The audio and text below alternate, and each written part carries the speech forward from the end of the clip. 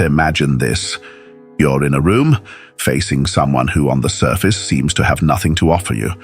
Their opinions are clumsy, their experiences appear irrelevant.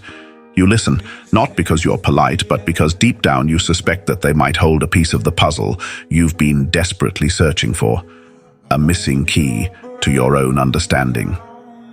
The moment you realize this, you are no longer just listening, you are transforming.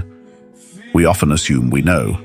We assume we're the most informed in the room. After all, why should anyone else know more about our life, our struggles, our ambitions? But let me challenge you here. What if the very arrogance that makes us feel powerful is the same force that blinds us to wisdom hidden in plain sight? Rule 9. Assume the person you are listening to might know something you don't. It's not just a call to listen, it's a call to humility, a call to tear down the fortress of our ego, brick by brick. Think of a conversation you've had where emotions were boiling over. Perhaps it was with a friend, a partner, or a complete stranger. Your heart raced as their words pressed against your pride. In that moment, you had a choice: to strike back, assert dominance and win, or to pause, breathe, and let their words unfold. Now imagine this.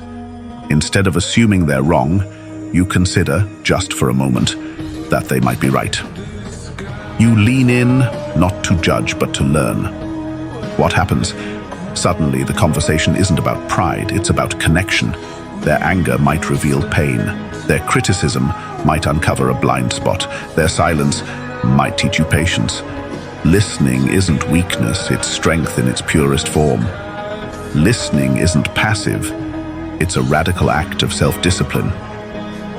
To truly listen, you must silence the chatter in your mind, the need to interrupt, to correct, to dominate. And that's no easy feat. Psychologically, when you listen deeply, you aren't just hearing words. You're deciphering emotions, uncovering hidden truths, and allowing the other person to untangle the chaos within themselves. You're creating space for growth, both theirs and yours. Jordan Peterson argues that listening is active exploration. It's not about proving the other person wrong, but about discovering the unknown. And isn't that what we crave as humans? To grow, to evolve, to uncover something that takes us closer to the truth. As men and as individuals striving for strength, there's a primal urge to assert, to conquer, to be unshaken. But here's the paradox. True strength isn't in speaking louder. It's in speaking less. It's in restraint, in holding back the need to defend your ego, and in stepping into the discomfort of not knowing. To listen is to control the self. To listen is to act with fortitude. And fortitude is the foundation of masculinity.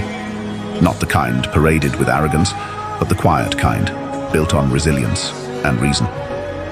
Humility in conversation is a weapon. It disarms hostility, diffuses conflict, and invites collaboration. When you listen, you don't just learn about others, you learn about yourself. You uncover your biases, your blind spots, your insecurities, and from that place of self-awareness, you rise stronger. Do you want to build better relationships? Listen. Do you want to lead with authority? Listen. Do you want to grow emotionally, intellectually, and spiritually? Listen. The world doesn't need more men who shout. It needs men who hear. Here's the thread that binds this all together. Listening isn't just a skill. It's a discipline rooted in humility, fortified by patience and crowned by wisdom.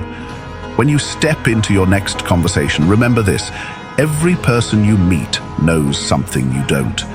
Every voice carries a lesson, and every moment you choose to listen, you become more than what you were. You sit across from them, this stranger, and realize their words are shaping you in ways you didn't expect. You leave the room not with victory, but with clarity, not with dominance, but with wisdom.